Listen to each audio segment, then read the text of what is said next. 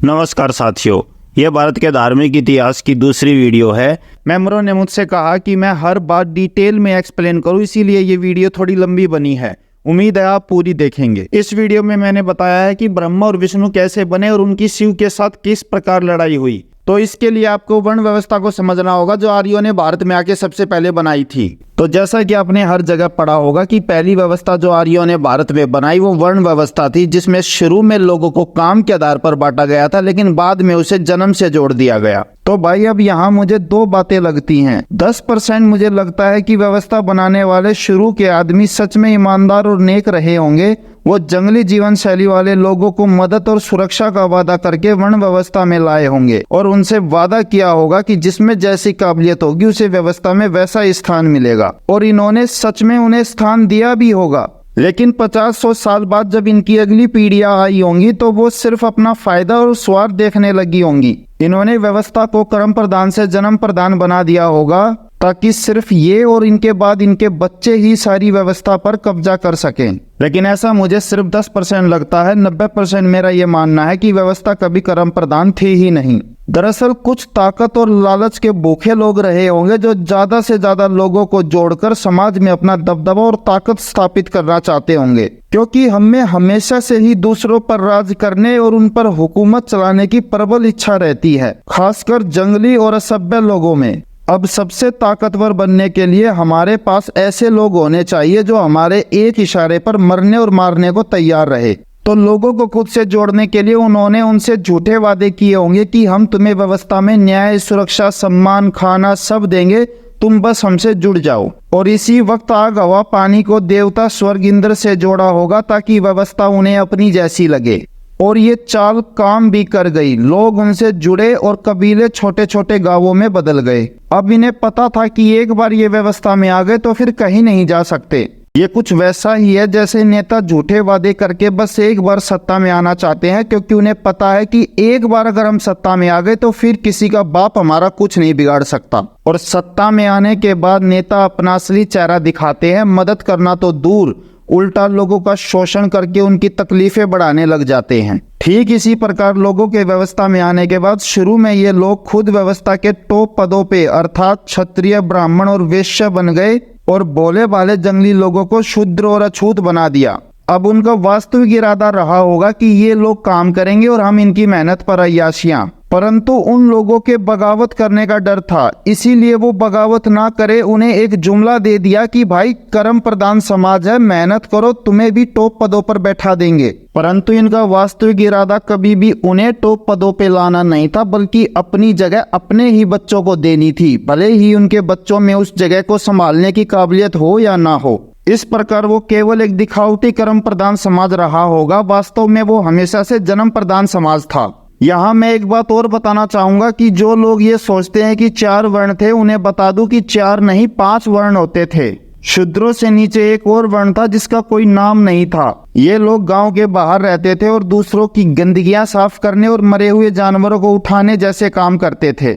व्यवस्था में शोषण का शिकार सबसे ज्यादा यही लोग होते थे और इनकी औरतों को भी राजा अपने महलों में दासी बनाकर रखते थे। सबसे ज्यादा भेदभाव और छुआछूत इन्हीं के साथ हुआ था, जिस वजह से ज्यादातर जगहों पर इन्हें अछूत, शोषित या गुलाम लोग कहते हैं। अब इनके बारे में बताने से कहीं महान भारतीय सभ्यता की नाक नीची ना हो जाए, इसलिए वर्ण व्यवस्था से इनका नाम ही हटा दिया गया। वैसे मैं बता दूं, आज के समाज में कहे जाने वाले दलित यही लोग हैं। तो इस प्रकार व्यवस्था में 5 वर्ण थे: क्षत्रिय, ब्राह्मण, वैश्य, शूद्र और अछूत, जिनमें से राजा, ब्राह्मण और वैश्यों ने व्यवस्था पर पूरी तरह से कब्जा कर लिया। अब राजा का काम था ताकत का डर दिखाकर जनता को कंट्रोल में रखे। वैश्य अर्थात व्यापारियों का काम था राजा और ब्राह्मणों के ऐशो आराम में कोई कमी ना आने दे, साथ ही पूरी व्यवस्था के पैसे पर कंट्रोल करके लोगों को अपने इशारों पर नचाए। और तीसरे ब्राह्मण, जो सबसे खतरनाक थे, इनके पास बुद्धि और ज्ञान की चतुराई थी। मेरा 99% ये मानना है कि इस प्रकार भोले भाले लोगों को बहला फुसलाकर व्यवस्था में लाने और ऐसी वर्ण व्यवस्था बनाने का सारा प्लान इन्हीं का था। इतना ही नहीं, बल्कि राजा और वैश्यों के सलाहकार बनकर उनको भी अपने इशारों पर यही नचाते थे। दिखाने के लिए राजा कोई और होता था, परंतु वास्तविक राज यही कर रहे थे। इनका वास्तविक काम था कि जब भी राजा, वैश्य और ब्राह्मण लोगों का शोषण करें और उससे परेशान होकर लोग बगावत करने लगे तो किसी तरह तिगड़मबाजी लगाकर उन्हें बहला फुसलाकर वापस शांत कर दें। इस प्रकार इन तीनों वर्णों ने व्यवस्था के सारे ज्ञान, पैसे और ताकत पर कंट्रोल कर लिया और लोगों का शोषण करते रहे। इन्होंने उनमें जातियां बना दी और खुद ऊंची जाति के शूद्र नीची जाति के शूद्रों के साथ भेदभाव करने लगे। इससे ना तो बगावत करने के लिए शूद्र कभी एक हो सके और ना ही इन तीनों के द्वारा किया जाने वाला शोषण उन्हें बुरा लगता था, क्योंकि उन्होंने शोषण को ही व्यवस्था का हिस्सा मान लिया था और वो स्वयं भी एक दूसरे का शोषण कर रहे थे। तो इतिहास में इल्जाम भले ही ब्राह्मणों पे लगाया गया हो, लेकिन शोषण करने में कोई किसी से कम नहीं था। और ना सिर्फ निम्न जातियां बल्कि ऊंचे कुल के ब्राह्मण भी निम्न कुल के ब्राह्मणों के साथ भेदभाव कर रहे थे। केवल व्यवस्था के अंत में जो दलित और अछूत थे वही किसी का शोषण नहीं करते थे, क्योंकि सब उनका शोषण करते थे। अगर यकीन ना आए तो यहाँ पर देख लीजिए। ये मंदिर का क्या इशू है? दलित एंटर नहीं कर सकते क्या? जी सर। किसने किया है? कोई आइडेंटिफाई हुआ? महन जी के आश्रम के लड़के हैं सर। कौन है महन जी? सर महन जी हैं, ऊंची जात के हैं? ब्राह्मण है सर। और ये जो लड़के हैं ये किस जाति के? ये शेड्यूल कास्ट है सर। ब्रह्मदत्त की क्या जाति है? ठाकुर है सर। अरे ठाकुर क्या होते हैं? मतलब ब्राह्मण, क्षत्रिय, वैश्य क्या होते हैं? क्षत्रिय होते हैं सर। और तुम क्या हो? हम जाट हैं। पहले नॉर्मल थे, अब ओबीसी हैं। ओबीसी हो गया तुम्हारा? फिर आंदोलन क्या कर रहे हो? हम थोड़े आंदोलन कर रहे हैं, वो तो हरियाणा वाला कर रहे हैं ना सर। हरियाणा के जाट अभी भी नॉर्मल हैं सर। जाटव जी आप दलित है ना? जी सर। मतलब इन लड़कों की और आपकी सेम जाति है? नहीं सर, मैं चमार हूँ, ये पासी हैं। हम लोग इनसे काफ़ी ऊपर आते हैं सर, SC ST में। हमारा इनसे कोई लेना देना, इनका छुआ तुम खाते भी नहीं है सर। जैसे मैं आपका छुआ नहीं खा सकता। जी सर। ठीक है। तुम क्या हो? मैं कास्ट हूँ सर। कायस्थ क्या होते हैं? सर हम डिफरेंट होते हैं, हम लोग इन 4 वर्णों में नहीं आते। मैं क्या हूँ? आप ब्राह्मण है सर। मतलब मैं और मोहन जी सेम? अरे नहीं सर, वो कान्य कुछ ब्राह्मण है, वो सबसे टॉप वाले होते हैं। अब सर पर ही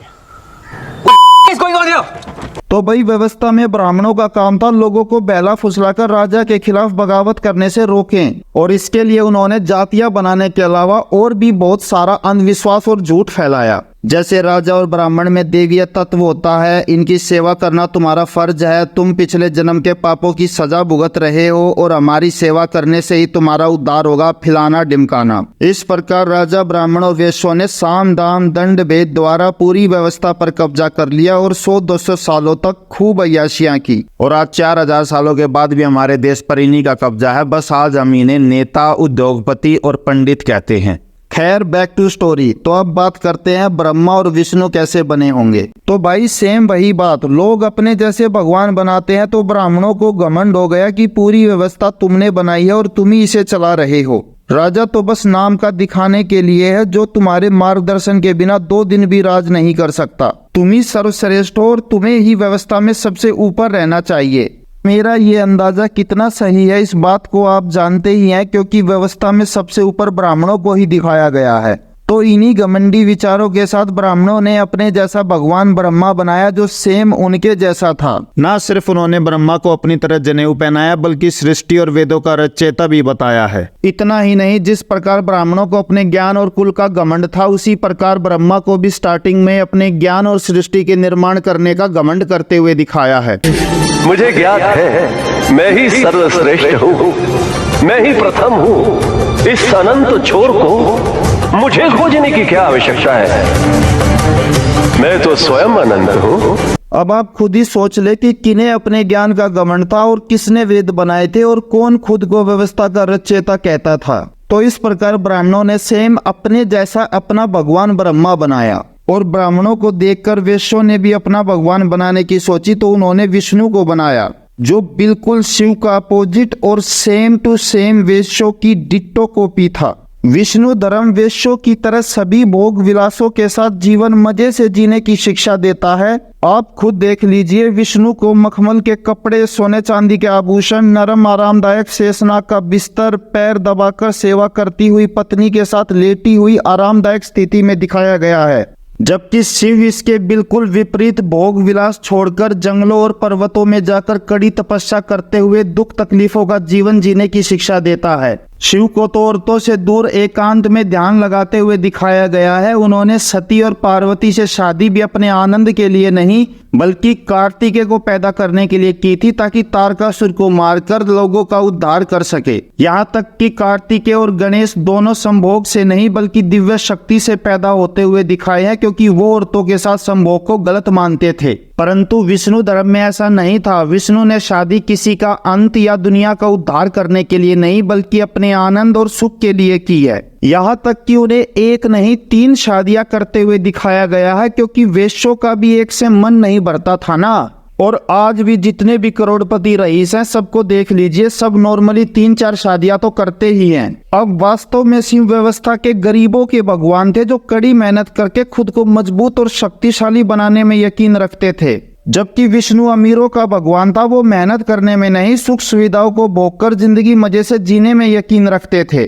विष्णु की पूजा भी शिव की तरह नॉर्मल नहीं होती थी, बल्कि 100 ब्राह्मणों का बहुत सोने चांदी का दान, बड़े लेवल पर पूजा पाठ कर्म कांड करके होती थी, क्योंकि वास्तव में वेश्या भगवान के प्रति श्रद्धा नहीं बल्कि लोगों को अपनी अमीरी और शान शौकत दिखाते थे। खैर, मेरा यह मानना है कि इस प्रकार ब्राह्मणों और वेश्यों ने अपनी अपनी जीवन शैली के अनुसार अपने अपने भगवान बनाए, ब्रह्मा और विष्णु। और जनता अर्थात शूद्र और अछूतों का भगवान तो था ही शिव। अब सवाल ये उठता है कि राजा और क्षत्रियों का भगवान कौन था? तो भाई मेरा ये मानना है वो शिव ही रहा होगा। क्यों? इसकी 3 वजह हैं। पहली तो ये कि हर राजा भले ही विष्णु धर्म की जीवन शैली अर्थात भोग विलास और रंग रलियों भरा जीवन जीता हो, लेकिन वो चाहता यही है कि उसे इतिहास में शक्ति, वीरता, साहस, संघर्ष, मेहनत और दुश्मनों का विनाश करने वाले महान सम्राट के रूप में जाना जाए, ना कि किसी ठरकी या कायर के रूप में। और ये केवल तभी संभव था जब लोग उसे शिव की जीवन शैली मानने वाला समझे,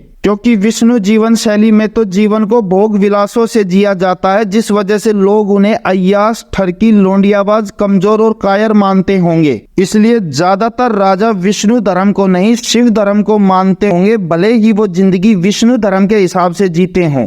एक दूसरा बड़ा कारण मैं ये भी मानता हूँ कि राजा महत्वाकांक्षी और युद्ध प्रेमी होते थे।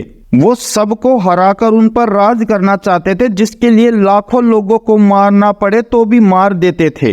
अब राज करने के लिए लोगों के अंदर अपना डर बनाना पड़ता था, और ये काम केवल शिव धर्म से ही हो सकता था। केवल शिव को ही क्रोधित होता हुआ दिखाया गया है, जिससे पूरी धरती कांपती थी, जबकि विष्णु को तो अमीरों की तरह लड़ाई झगड़ों से दूर शांत और आनंदपूर्ण जिंदगी जीते हुए दिखाया गया है। इसीलिए ज्यादातर युद्ध प्रेमी राजा शिव को मानते थे, और इसका लाइव उदाहरण है सम्राट अशोक, जो बुद्ध धर्म को मानने से पहले शिव धर्म के उपासक थे और सब उन्हें चंड अशोक कहते थे।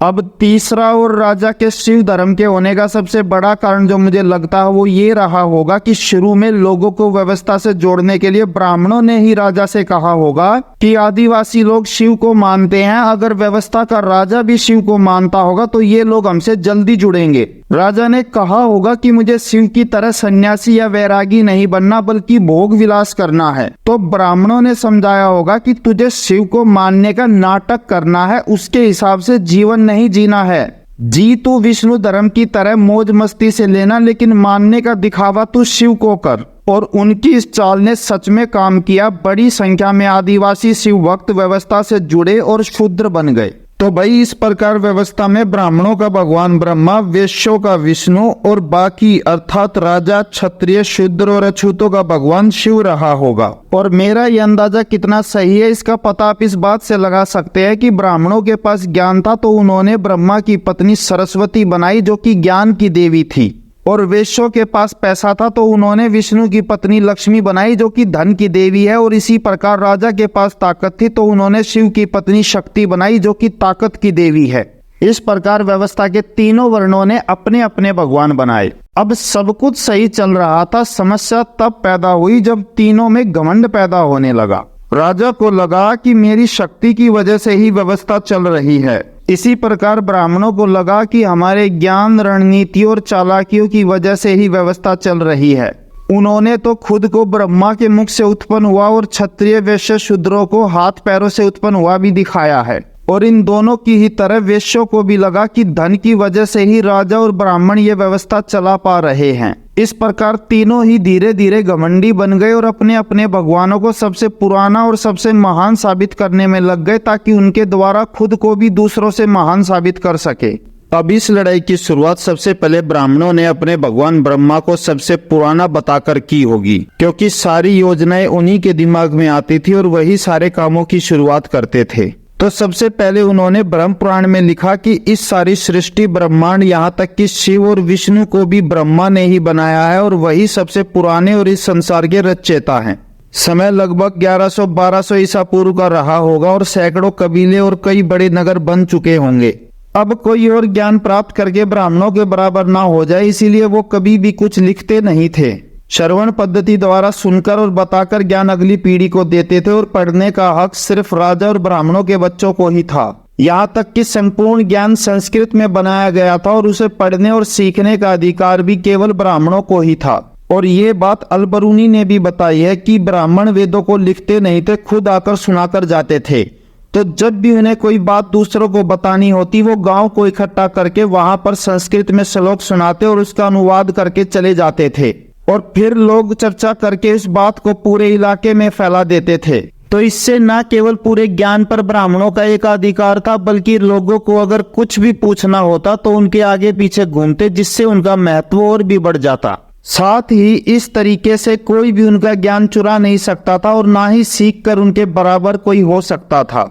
यहाँ मैं ये बताना चाह रहा हूँ कि उन्होंने ब्रह्मा की बात लोगों तक कैसे फैलाई होगी। वो गांव गांव कथा सुनाने गए होंगे और ब्रह्मा की बात जन जन तक फैल गई। अब आदमी को मारकर या बुक को जलाकर किसी बात को छुपाया जा सकता है, लेकिन श्रवण पद्धति से तो बात घर घर फैल जाती है।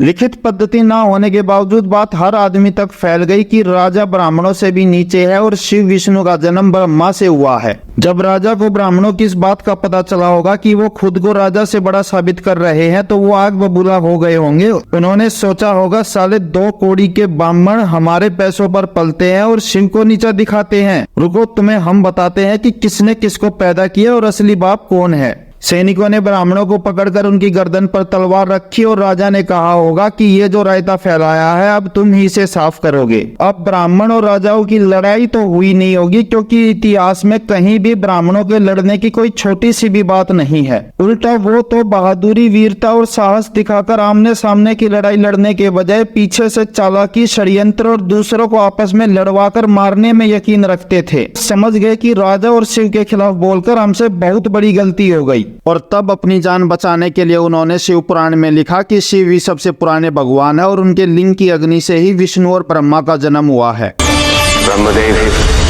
आप दोनों का जन्म इसी अग्निस्तंभ से हुआ है, मुझसे हुआ है। यहाँ तक कि प्रारंभ में ब्रह्मा को अपने ज्ञान का बहुत घमंड था, इसीलिए शिव ने उन्हें कभी भी ना पूजने का श्राप भी दे दिया। और आप में तो निर्माण के ज्ञान का अहंकार है, लेकिन आपके इस अहंकार के कारण आप कभी पूजे नहीं जाएंगे। लेकिन वास्तव में राजा ने ब्रह्मा के मंदिर वगैरह नहीं बनने दिए होंगे और न ही ब्राह्मणों को ब्रह्मा का प्रचार करने दिया होगा, जिस वजह से ब्रह्म धर्म खत्म हुआ होगा। यहाँ तक कि राजा को इससे भी तसल्ली नहीं मिली होगी, तो उसने ब्रह्मा द्वारा अपनी पुत्री सरस्वती का बलात्कार करके उससे शादी करने की कहानी भी लिखवाई और फिर इस कुकर्म की सजा देने के तौर पर शिव द्वारा ब्रह्मा का 5वां सिर काटने की कहानी भी लिखवाई। और अब यहाँ पर शायद मेरे कुछ मेंबर मुझसे लड़ाई भी करने लग जाएं, क्योंकि जब भी ब्राह्मणों से डिबेट होती थी तो वो उनका मुंह यही कहकर चुप कराते थे कि तुम्हारे भगवान ने तो अपनी ही बेटी का बलात्कार किया। लेकिन भाई, अगर बाकी कहानी और भगवान झूठे हैं तो फिर ये कहानी भी झूठी है। और इस कहानी के बाद तो शिव की महानता 10 गुना बढ़ गई, क्योंकि लोग पहले ही ब्राह्मणों द्वारा फैलाए गए अंधविश्वास और छुआछूत के शिकार से दुखी थे।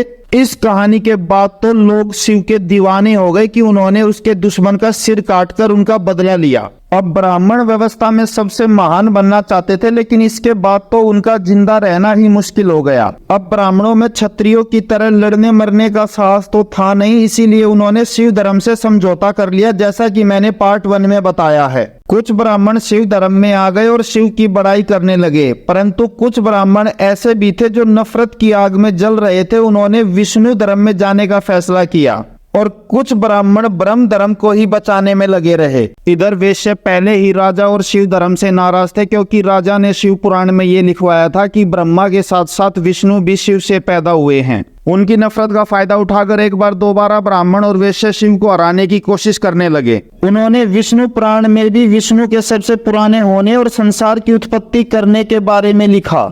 उन्होंने लिखा कि ब्रह्मा की उत्पत्ति विष्णु की नाभि से और शिव की उत्पत्ति विष्णु के मस्तिष्क से हुई है। उधर ब्रह्म धर्म के बचे हुए ब्राह्मणों ने भी शिव पर दोहरा हमला कर दिया। उन्होंने लिखा कि परशुराम ने 21 बार पृथ्वी से क्षत्रियों का नाश किया है। इस प्रकार तीनों ही अपने अपने पुराणों में अपने अपने भगवानों की बड़ाई लिखने लगे। जो देखा जाए तो तीनों ही एक दूसरे की बातों को काट रहे थे। साथ ही अब सैकड़ों नगर बस चुके थे, जिनमें कुछ नगर ऐसे भी होंगे जहां पर राजा शिव धर्म को नहीं विष्णु को मानता होगा। उसने विष्णु धर्म के प्रचार के लिए ब्राह्मण और वैश्यों की खुल के मदद की होगी। और मेरा पूरी तरह यह मानना है कि विष्णु की वो सभी कहानियां जिसमें शिव को कमजोर और विष्णु को महान दिखाया गया है, वो इसी समय लिखी गई होंगी। जैसे जब भस्मासुर शिव को मारने के लिए कैलाश आया तो अपनी जान बचाने के लिए शिव विष्णु की शरण में चले गए। इसके अलावा एक कहानी ये भी है कि भस्मासुर को मारने के लिए विष्णु ने जो मोहिनी रूप धारण किया था, उसको देखकर शिव भी मोहित हो गए थे। यहाँ तक कि शिव अपना सब कुछ छोड़कर केवल मोहिनी के पीछे पागल हो गए थे, जिससे वैश्यों ने यह साबित किया कि काम वासना वैराग्य से भी बड़ी है। सुंदरी, यदि तुम्हें आपत्ति न हो तो तुमसे विवाह कर लूं। स्वीकार है तुम्हें? आप तो कैलाशनाथ हो, मैं सामान्य स्त्री हूँ। यदि मुझसे विवाह करोगी तो अपना सब कुछ तुम्हें दे दूंगा। स्वामी, आप तो पार्वती के पति हो, आप पे क्रोधित हुई तो फिर? पार्वती के क्रोध का मुझे कोई भय नहीं। तुम चाहोगी तो पार्वती को तुम्हारी दासी नियुक्त करूंगा।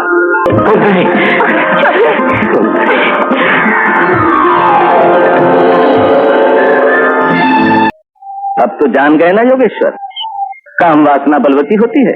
महाविष्णु, ये तो मैं मानता हूँ कि मैं वासना का दास हो गया था, लेकिन अपनी सृष्टि की हुई माया के सामने आपको भी झुकना होगा। और एक दिन आपको काम वासना और भोग विलास का दास होना ही पड़ेगा। उससे ना कर मैं आपकी आंखों का पर्दा हटाऊंगा। इसी प्रकार और भी कहानियां लिखी गई होंगी, जिसे देखकर राजा और शिव भक्तों से रहा नहीं गया। अब तक राजा वैश्यों को ये सोचकर नजरअंदाज कर रहा था कि मेरा सारा व्यापार यही संभाल रहे हैं, अगर इनको कुछ करूंगा तो मुझे भी राज करने में दिक्कत होगी। लेकिन वैश्यों को सबसे महान और शिव को नीचा दिखाने के लिए बनाई गई इन कहानियों को सुनकर अब राजा से भी रहा नहीं गया होगा, और विष्णु को हराने के लिए अब राजा ने भी अपनी पूरी ताकत लगा दी। विष्णु धर्म वालों ने तो केवल ये कहानी लिखी होगी कि शिव मोहिनी की सुंदरता के जाल में फंस गया, लेकिन शिव धर्म वालों ने ये कहानी लिख दी कि शिव और मोहिनी का संभोग भी हुआ था और उससे एक बच्चा पैदा हुआ था जिसका नाम अयप्पा है। इस तरह जिसकी जो समझ में आ रहा था, तरह तरह की कहानियां बनाकर अपने भगवान को महान और दूसरे को नीचा दिखा रहे थे। साथ ही ये लड़ाई अब केवल वैचारिक नहीं रही होगी, वैश्यों ने राजा को हर प्रकार का समर्थन देना बंद कर दिया होगा। राजा की आय कम हो गई होगी, जिसे बढ़ाने के लिए उसने कर लगाए होंगे, और इन्हीं करों से जनता का जीवन और भी ज्यादा दुखदायी हो गया होगा। अब माना कि जनता भोली भाली थी, लेकिन इतनी भी मूर्ख नहीं थी जो ये ना समझ सके कि क्या हो रहा है। धीरे धीरे उनकी भी समझ में आ गया कि हम लोगों का शोषण करने के लिए हमें व्यवस्था से जोड़ा गया है, और वास्तव में भगवान, ब्रह्मा, विष्णु ये सब कहानियां हैं जिनके द्वारा हमें बेवकूफ बनाया गया है। इस प्रकार लोग भी इन तीनों की वैचारिक लड़ाई से दुखी होकर कोई नया रास्ता ढूंढ रहे होंगे और व्यवस्था छोड़कर जाने लगे होंगे। साथ ही दुनिया भी छोटी होती जा रही होगी। हजारों राजा बन गए होंगे जो एक दूसरे पर अपना साम्राज्य बढ़ाने के लिए हमला कर रहे होंगे, और उन्हीं राजाओं के आक्रमणों से अपने राज्य को बचाने और दूसरे राजाओं पर हमला करके उन पर कब्जा करने के लिए राजा को जनता अर्थात शूद्रों की बेहद जरूरत थी। एक तरफ बाहरी आक्रमणकारियों से राज्य को बचाना था, दूसरी तरफ रूठी हुई जनता को मनाना था, तीसरी तरफ ब्राह्मण और वैश्यों से निपटना था, और चौथी तरफ धर्म को बचाना था। हर तरफ से व्यवस्था टूटती जा रही थी। कब कहाँ किसको संभालू राजा की कुछ समझ में नहीं आ रहा था, और यही हालत केवल राजा की नहीं, वैश्य और ब्राह्मणों की भी हो गई थी। राजा के सपोर्ट के बिना उनकी कोई वैल्यू नहीं थी, सारी ताकत छीन ली गई थी, और ऊपर से राजा कभी भी उनकी हत्या करवा सकता था। एक पल के लिए ऐसा लग रहा था जैसे 1000 सालों की व्यवस्था एक पल में यहीं पर खत्म हो जाएगी, जैसे हड़प्पा सभ्यता खत्म हो गई। लेकिन ऐसा हुआ नहीं। उस समय व्यवस्था को बचाने के लिए एक ऐसी चीज आई जिसने शिव, विष्णु और ब्रह्मा की लड़ाई का रुख ही बदल दिया, और वो चीज थी